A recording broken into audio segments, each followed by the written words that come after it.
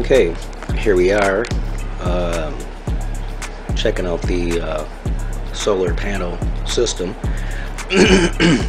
As we can see, it's running right now. I decided to go ahead and plug in some stuff and see how we're functioning.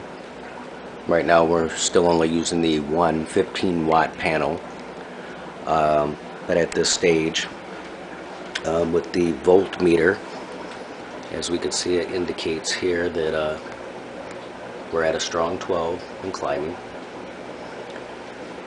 And we'll come up here to the inverter and we see that the green light indicating that it's on. We have the yellow light for the charge controller. This little doohickey here will be for a lighter plug-in that will incorporate an amp reader, just so we know how much ampage is coming out. The fan, eventually I'll install that inside the battery box.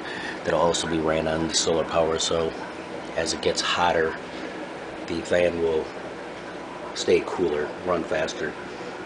Where I have the cord plugged in here, we'll follow this.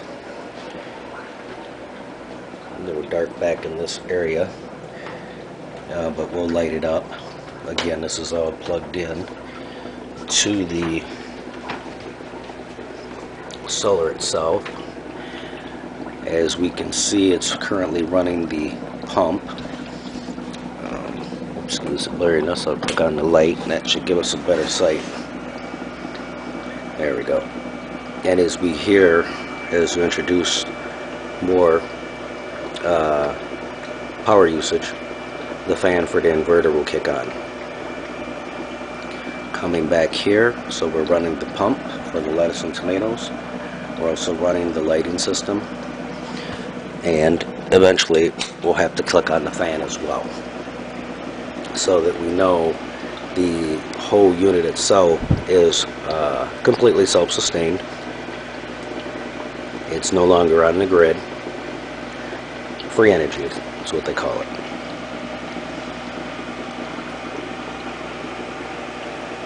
And we'll walk over here and see what kind of how it affects our voltage.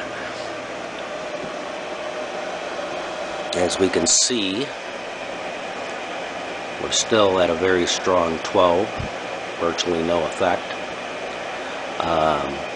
Also, the little green indicator light here, that's what lets us know that we are still receiving good power. And the great thing about this is it's a cloudy, overcast day out. Not quite sure if this camera is picking that up quite as well, but it is overcast. There is no sun. But again, the system is meant to work under all conditions. So yeah, pretty neat shit. As we remember, the lettuce and the tomatoes I should say, because it's actually 3 plants right there growing. And at this stage they're exactly 31 days old to the day that they're putting in the medium. So overall, SweetWater apparently appears to be successful to this point.